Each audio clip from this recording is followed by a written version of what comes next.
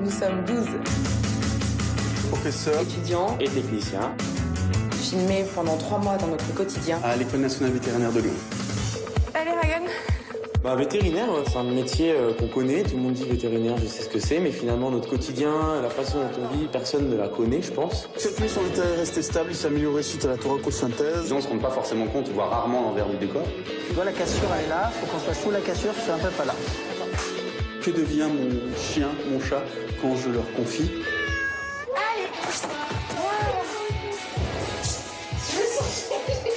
C'est un beau métier, mais c'est pas forcément toujours facile. Elle a mis la copine en arrêt. Donc, on a tout vite. Au quotidien, on est tout le temps ensemble, on réfléchit ensemble, on travaille ensemble, on rigole ensemble.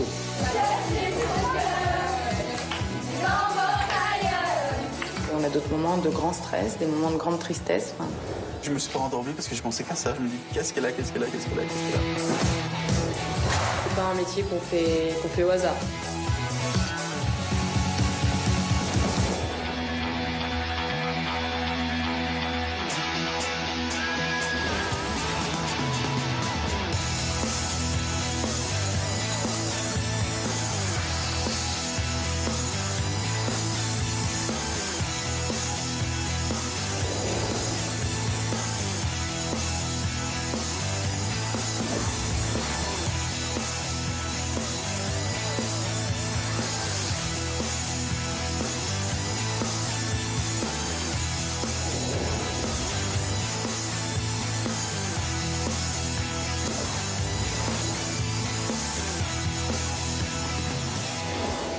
C'était en fait Hummer, la dalmatienne de 1 an, qui a été saillie il y a 1 mois et demi. Elle est référée par son vétérinaire parce qu'elle a un prolapsus vaginal. Toute heure perdue, c'est l'espérance de vie.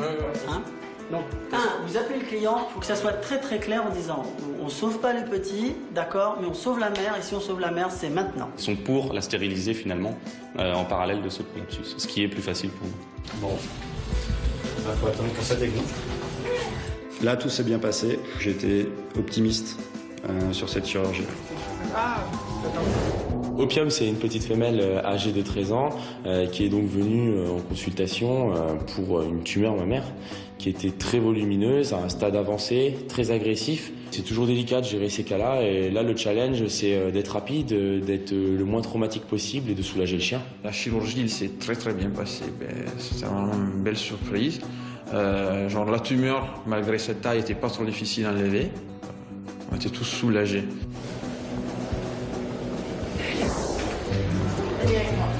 Je vous suis. Le mari est dans la voiture parce qu'il est fatigué. Ah, alors vous voyez, madame, là, on va appeler quelqu'un. Ah, d'accord. Et quelqu'un qui va venir. Avec le chien ou sans le chien? Sans le chien d'abord, et puis ensuite on vous donnera des nouvelles. D'accord. Et puis voilà. Je l'embarque. C'est gentil. Merci, madame. Merci, au revoir.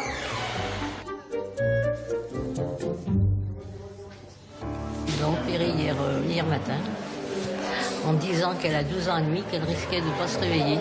Qu'elle s'est réveillée. Elle est plus folle, pareil. Non, mais ça ne m'étonne pas d'elle, parce qu'alors elle a une ténacité, alors dis donc. Bonjour, monsieur.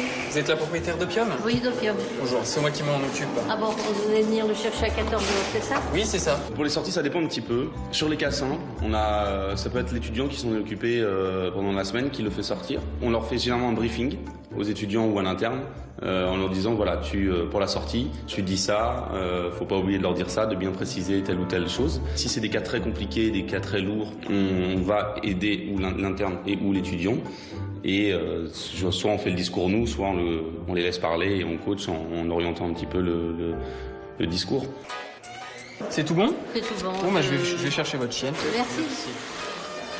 Dans 2 semaines, les jours où on retire les fils, on pourra vous dire quel type de tumeur on a enlevé.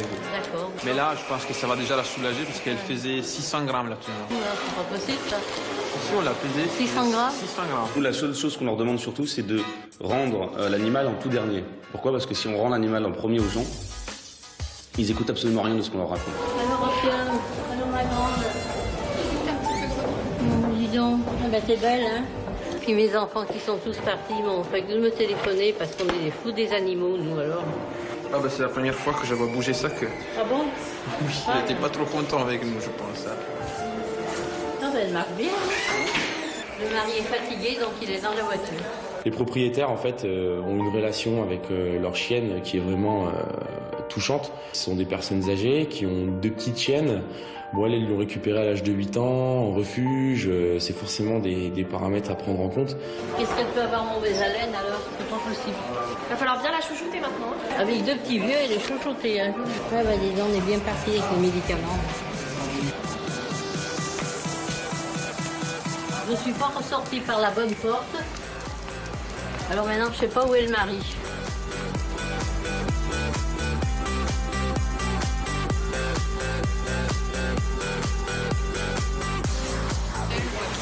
Ça va et toi? Qu'est-ce que t'as dit, la vulve? Écoute, je crois que ça va pas trop mal, j'ai pas encore évalué.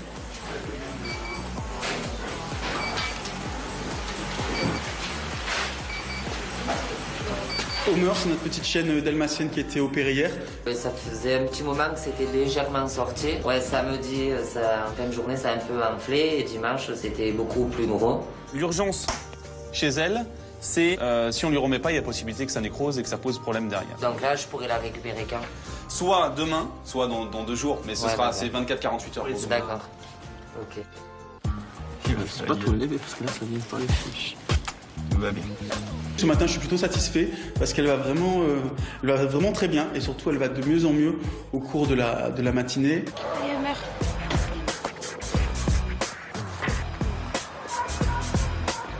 Allez, Homer.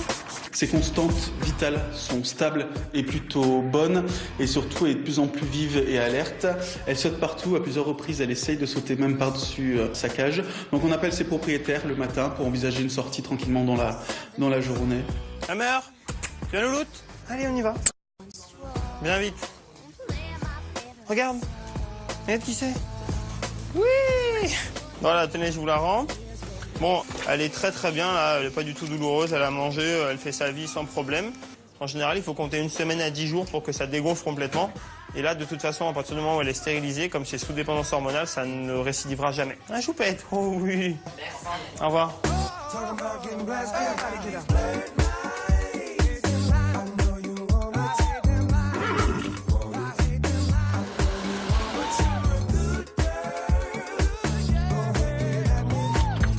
Tu te tires pas, d'accord? Allez, rentre dans ta caisse. On reçoit Minette, qui est une chatte européenne de quelques années, plutôt jeune, qui avait fugué pendant 48 heures et qui est revenue dans son jardin en boitant et son propriétaire l'a trouvée plutôt abattue. On va prendre une cage à l'eau, tu peux nous ramener une cage à l'eau, ce sera plus simple. Ah ben oui. Ça vous avez raison, c'est pas très conventionnel. Ça marche quand même. Hop, très bien. Elle a disparu un soir.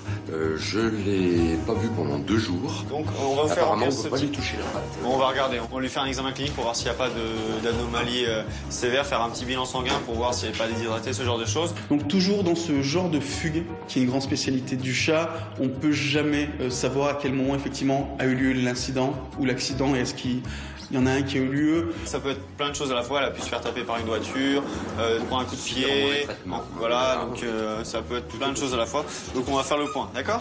Je voulais juste remplir ce petit papier-là. Je vous donne pas ma carte vitale. Non, pas besoin. Ce qu'on peut dire de toute façon, c'est que si le chat ne rentre pas chez lui à l'issue d'une journée, c'est que l'accident, la chute ou autre chose, c'est eu lieu le premier jour. Qui partent 24, 48, 7 jours, c'est quelque chose qui est constant. Sinon le chat rentrerait chez lui pour dormir et pour manger. Effectivement. Ouais. Mais ta torse, ça lui fait vraiment mal. On n'empêche que là, sa patte, vu comment elle boite, avec une suppression d'appui, il y a quand même des chances qu'il y ait une fracture. Donc là, effectivement, ce qui nous inquiète tout de suite, il y a des petites anomalies lors de son examen clinique, mais qui n'engagent pas le pronostic vital. Donc c'est pour ça qu'on propose toujours cette même démarche, qui sont les radiographies du thorax et l'échographie FAST. Bon, de toute façon, on va proposer au monsieur de la garder au moins 24 heures sous surveillance avec de la perfusion. Okay. Le temps de faire les examens, le temps voilà, de vérifier qu'elle est capable de manger, d'uriner comme il faut. D'accord.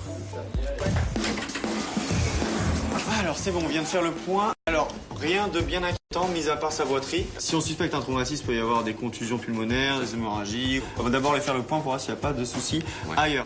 D'accord? C'est comme ça? Je vous remercie. De rien. À tout à l'heure, monsieur. Je suis très heureux de vous faire confiance. Il n'y a pas de souci, monsieur. Merci. Donc on prévoit de la sédater pour envisager les radiographies.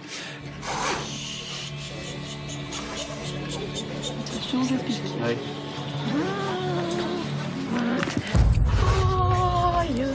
Oh, t'as eu bon Ouais, si, j'ai tout. Ah, il t'a défoncé. J'ai la totale.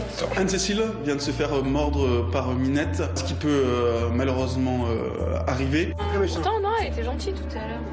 Non, les méchants. Mais là, elle a été mal intentionnée. Bah non, mais c'était fini. Je me suis dit, c'est bon, la piqué. Elle est dedans, Les jaunes.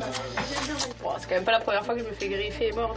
Que ce soit aussi profond, aussi méchant vendredi. Quand on se fait mordre, c'est le premier réflexe, d'aller voir son médecin. Il y a peut-être besoin de mettre sous antibiotiques, parce qu'on sait bien que la salive et la bouche, c'est un nid à bactéries. Désinfecté. Ah oui, de scrub. Donc, je peux le faire aussi, par contre, pour, comme un accident du travail. Mais voilà, faut prévenir. Je lui dis de monter l'administration assez rapidement. Ça fait partie des risques professionnels, donc il y a quand même une déclaration à faire. C'est pour un accident du travail. Très bien, c'est niveau, vous savez que vous devez consulter un médecin sous 48 heures. C'est ce qui paraît. Même si c'est tout à fait anodin, mais on préfère toujours le déclarer le plus rapidement possible. Et on lui conseille aussi de prendre rendez-vous avec le médecin pour que ça soit évalué. Soignez-vous bien, prenez soin de vous. Merci. À bientôt. Au revoir.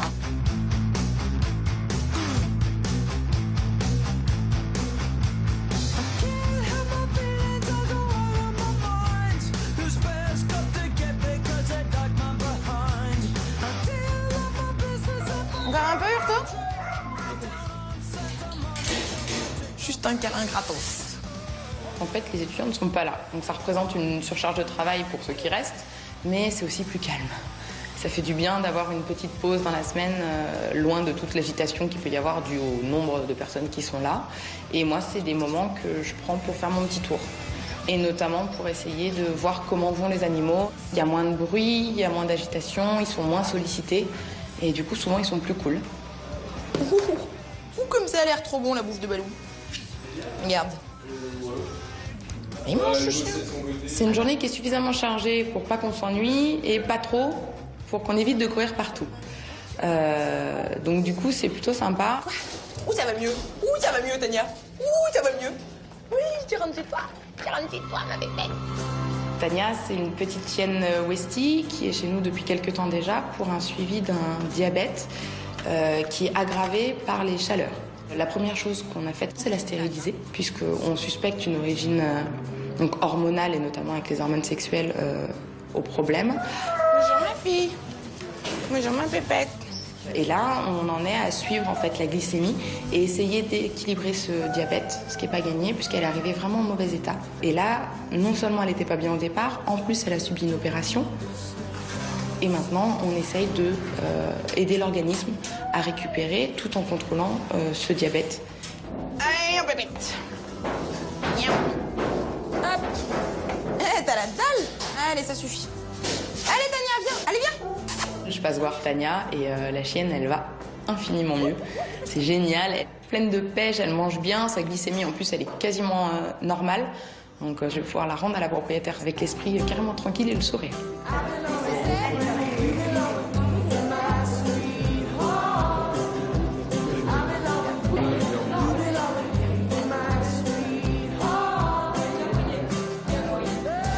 J'ai eu beaucoup la propriétaire au téléphone, donc c'est vrai que j'aime être présente et qu'on se voit, parce qu'on ne s'est jamais vu, cette dame et moi.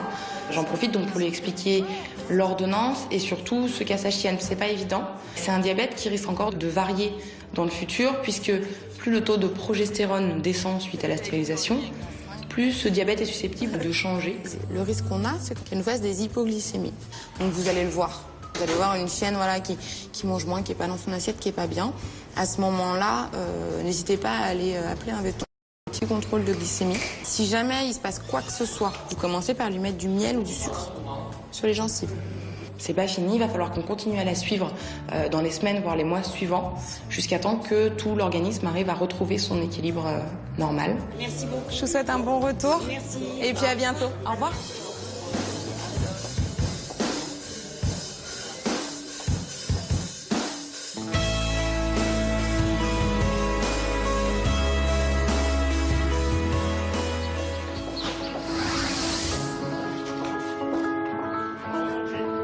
On reçoit donc une chienne de vétérinaire qui a été mordue par une vipère dimanche dernier et qui depuis a une dégradation très nette de son état général.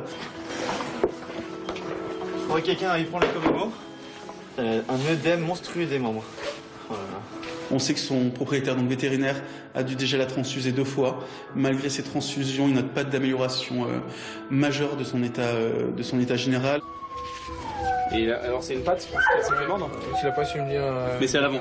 Oui, c'était l'avant.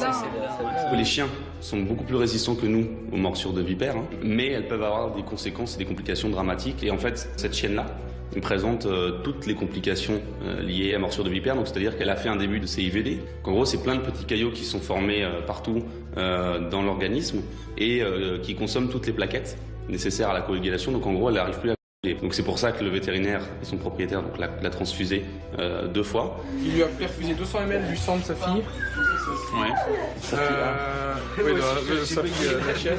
Lundi soir, elle a uriné un peu, mais vraiment du sang.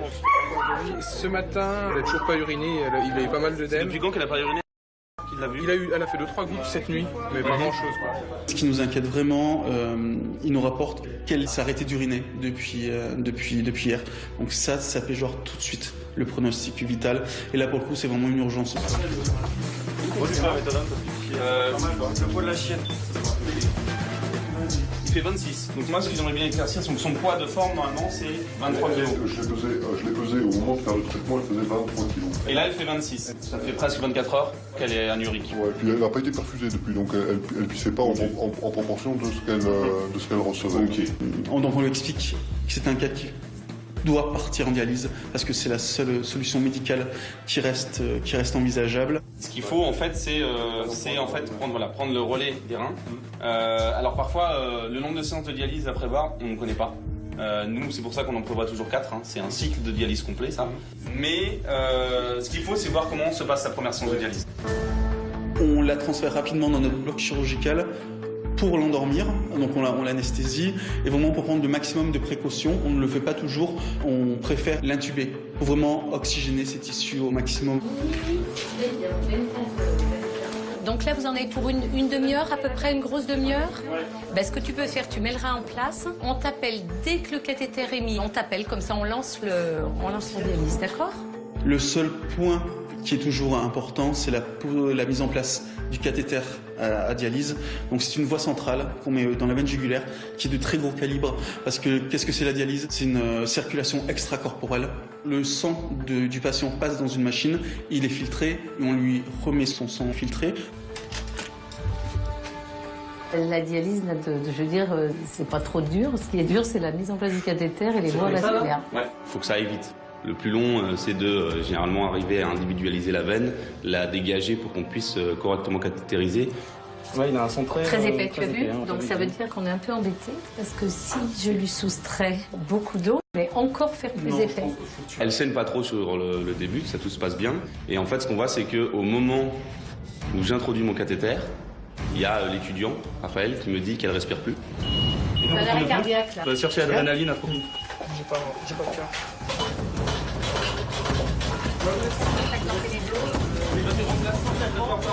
Je veux complètement l'iso. Ouais, et tu ballonnes toutes les 5 à 10 secondes. Donc immédiatement, on lance la réanimation, les massages cardiaques. Il y a les internes qui vont chercher les médicaments pour la réanimation, donc l'atropine, l'adrénaline. 1 ml d'atropine, Il en effet dans la voie centrale directement. C'est bon, elle est fléchée, elle est bonne à voir. On se sert de la voie veineuse centrale, ce qui est un grand atout pour la réanimation, ce qui font qu'on injecte les molécules là et elles sont tout de suite dans le cœur, donc on a vraiment une efficacité maximale. C'est de l'adré là, la goutte orange. On met tout? On va le dire dans 2 minutes. Le massage cardiaque, il faut du monde. Hein. On considère qu'au bout de 1 à 2 minutes, la personne qui le fait n'est plus efficace. Donc voilà, ça court dans tous les sens, c'est stressant. J'ai un pouls là. Ouais, j'ai un pouls. Non, c'est on pas là. Respire. Non, c'est pas des respirations ça. Son cœur repart, on retrouve un bon pouls, mais on a une chienne qui fait du gasping. En gros, c'est ce qui précède souvent la mort. C'est un chien qui force énormément sa respiration. On voit, il y a tout le corps qui se tend et qui bouge quand elle respire. Elle gaspe. Hein. Elle gaspe. Ah, le pouls, il diminue franchement là. Donc là, on va prévenir le propriétaire. Alors évidemment, c'est parce qu'il est vétérinaire. Au moment où il arrive, elle est stable. Et donc là, le propriétaire décide de la laisser partir toute seule. Le pouls, je le sens plus.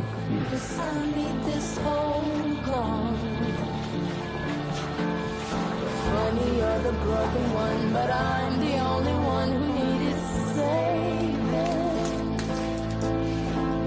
'Cause when you never see the light. Ça lui a permis de voir qu'on a vraiment tout fait et que lui aussi aura tout fait pour sa chienne. Et voilà, il a vraiment tout tenté, on a tout tenté aussi. Ça n'a pas suffi, ça arrive parfois. Merci de m'avoir essayé. On vit trop proche d'eux.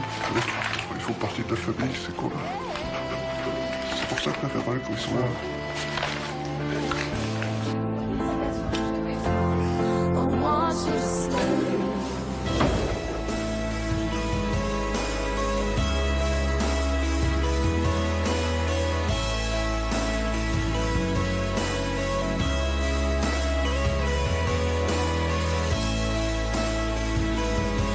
On a eu le cas de Douce, c'est une chienne labrador qui est âgée de 5 ans. C'est une chienne qui depuis 1 an environ présente des troubles de la vigilance et des troubles du comportement. Est-ce que si vous l'appelez, elle répond? Pas forcément. On dirait qu'elle bug. Hier, je l'ai mis au fond du jardin, mais elle est restée comme ça un bon moment. Elle dit à l'avant-scène. D'accord, et après, elle vous semble normale? Elle est jamais normale, elle est plus normale de toute façon. D'accord. C'est une chienne qui nous a été envoyée en consultation suite à la suspicion d'un diagnostic de tumeur du cerveau. Et le dernier examen en date est un scanner, donc scanner de son cerveau, de sa tête, qui a montré la présence d'une masse de taille importante. Donc il y a effectivement une masse de l'hypophyse qui fait 20 par 30 par 40 mm. Qui n'est pas rien, 4 cm de diamètre, quelque chose qui lui évoquerait un méningiome. Après, il m'en a pas dit plus. Allez, on va la mettre sur la table. Hein? On va regarder. Doucement, faut rester près d'elle. Donc on a fait son examen clinique général, un examen neurologique complet. Fais-nous choter. Oui, c'est bien. C'est bien. C'est tout. Ça te chatouille. C'est bien que ça chatouille. C'est ce qu'il faut. Ok. En général, ces cas-là, c'est pas nous qui les voyons parce que ça fait appel à des notions d'examen d'imagerie médicale du système nerveux qu'on ne possède pas nous. Donc on a hospitalisé le chien de manière à pouvoir prendre l'avis de la neurologue dans un second temps, donc soit l'après-midi même, soit le lendemain. On se donne 48 heures pour compléter l'examen neurologique, pour faire l'évaluation avec la neurologue et en fonction de ça, on verra ce qu'on peut vous proposer. D'accord ? Eh bien, je vais vous la laisser. C'est des gens qui sont très inquiets, donc je pense ils ont besoin d'avoir des réponses, que ça soit positif ou négatif, mais ils ont besoin de savoir ce qu'il en est. Juste bien. Merci beaucoup.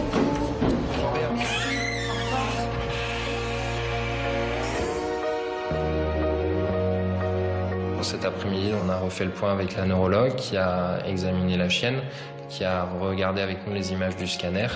Donc on voit une masse de très grande taille, je pense à un méningiome. Le souci sur ce chien-là, donc c'est vraiment des tumeurs qu'on sait traiter, c'est la localisation.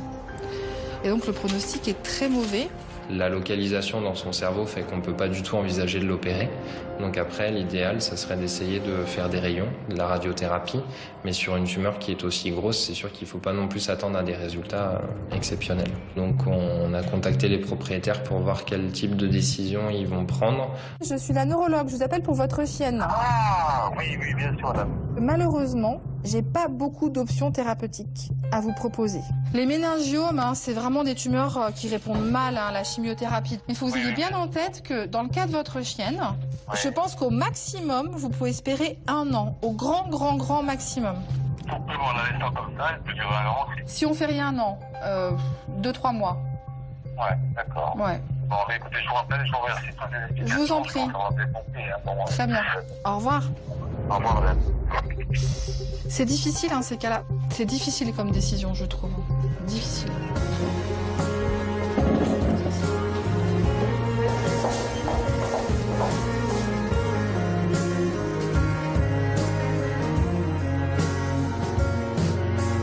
C'est un métier qui est quand même pas des plus faciles. Il faut savoir se vider l'esprit et penser parfois à autre chose.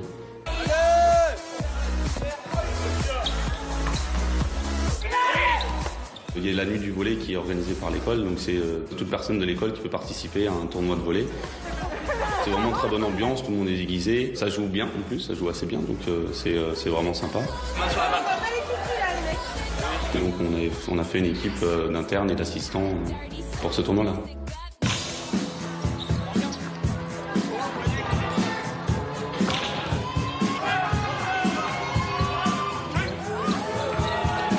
C'est une occasion de voir les internes dans un autre contexte, les étudiants dans un autre contexte aussi, et pour nous surtout de se détendre après une journée qui n'était pas forcément des plus joyeuses.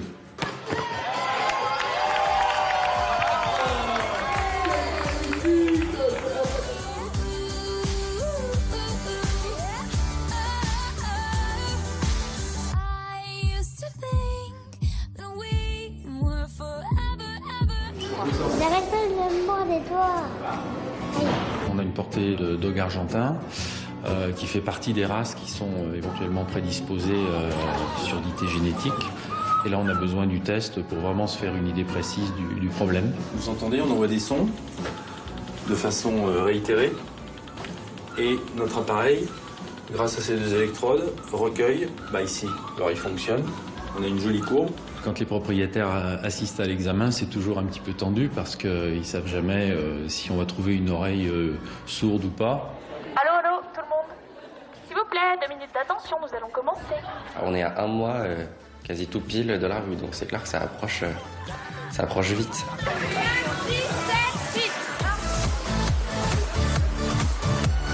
Je suis un peu perfectionniste et j'aimerais bien que ce soit parfait. Ça ne le sera pas, je le sais très bien, mais j'arrive à me détendre un peu. Mais je suis allé chez mon ostéo qui m'a donné un petit traitement anti-stress jusqu'à la revue et tout ça. Ouais. Régulièrement, je pars en garde dans une clinique à proximité de l'école. Qu'est-ce qui lui est arrivé? Alors regardez. D'accord, c'est sur le visage et ailleurs ou juste le visage? Juste le visage, a priori. D'accord. Donc là, grosse surprise quand je fais les radios, en fait, je m'aperçois qu'il y a de multiples points au niveau de la face. J'ai tout de suite mis en évidence en fait la présence de plomb de chasse en fait. Il s'est fait tirer dessus. C'était en fait Hummer, la dalmatienne de 1 an, qui a été saillie il y a 1 mois et demi. Elle est référée par son vétérinaire parce qu'elle a un prolapsus vaginal. Toute heure perdue, c'est l'espérance de vie. Hein? Donc, vous appelez le client, il faut que ça soit très clair en disant on ne sauve pas le petit, d'accord, mais on sauve la mère, et si on sauve la mère, c'est maintenant. Ils sont pour la stériliser finalement en parallèle de ce prolapsus, ce qui est plus facile pour nous. Bon, il faut attendre que ça dégoutte. Là, tout s'est bien passé. J'étais optimiste sur cette chirurgie. Opium, c'est une petite femelle âgée de 13 ans qui est donc venue en consultation pour une tumeur mammaire qui était très volumineuse, à un stade avancé, très agressif. C'est toujours délicat de gérer ces cas-là et là, le challenge, c'est d'être rapide, d'être le moins traumatique possible et de soulager le chien. La chirurgie, il s'est très bien passé. Nous sommes 12 professeurs, étudiants et techniciens filmés pendant 3 mois dans notre quotidien à l'École nationale vétérinaire de Lyon. Allez, Ragan.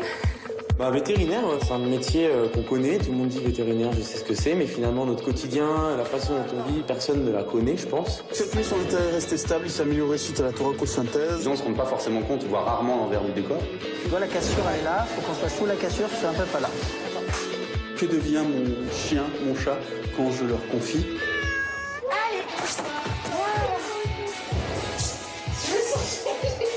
C'est un beau métier, mais c'est pas forcément toujours facile. Elle a mis la copine en arrêt. Donc on a tout vite. Au quotidien, on est tout le temps ensemble, on réfléchit ensemble, on travaille ensemble, on rigole ensemble.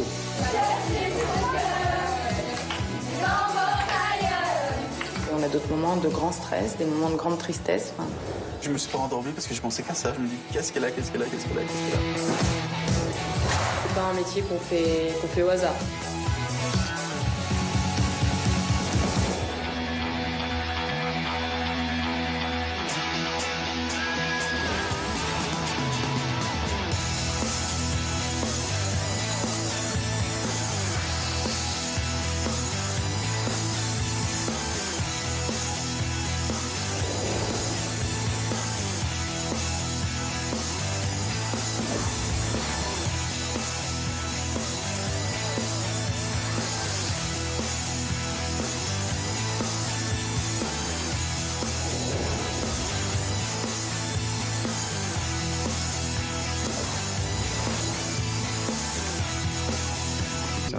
une belle surprise. Genre la tumeur, malgré cette taille, n'était pas trop difficile à enlever. On était tous soulagés.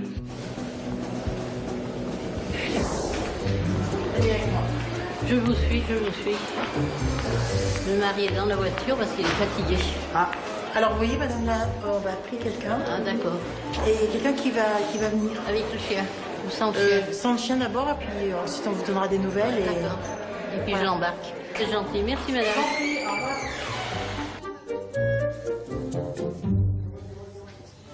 Ils l'ont opérée hier matin en disant qu'elle a 12 ans et demi, qu'elle risquait de ne pas se réveiller. Et oui. Puis elle s'est réveillée. Et puis elle est plus sous l'alcool, par exemple. Non, mais ça ne m'étonne pas d'elle, parce qu'alors elle a une petite lassité, alors disons. Bonjour, monsieur. Vous êtes la propriétaire d'Opium? Oui, d'Opium. Bonjour, c'est moi qui m'en occupe. Ah bon, vous venez venir le chercher à 14h, c'est ça? Oui, c'est ça. Pour les sorties, ça dépend un petit peu. Sur les cassins, ça peut être l'étudiant qui s'en est occupé pendant la semaine, qui le fait sortir. On leur fait généralement un briefing aux étudiants ou à l'interne, en leur disant, voilà, pour la sortie, tu dis ça, faut pas oublier de leur dire ça, de bien préciser telle ou telle chose. Si c'est des cas très compliqués, des cas très lourds, on va aider ou l'interne et ou l'étudiant. Et soit on fait le discours nous, soit on les laisse parler et on coach en orientant un petit peu le discours. C'est tout bon? C'est tout bon. Bon, bah, je vais chercher votre chienne. Merci. Dans 2 semaines, les jours où on retire les fils, on pourra vous dire quel type de tumeur on a enlevé. D'accord. Mais là, je pense que ça va déjà la soulager parce qu'elle faisait 600 grammes la tumeur. Non, c'est pas possible, ça. Si, on l'a pesé. 600 grammes? 600 grammes. Nous, la seule chose qu'on leur demande surtout, c'est de rendre l'animal en tout dernier. Pourquoi? Parce que si on rend l'animal en premier aux gens, ils écoutent absolument rien.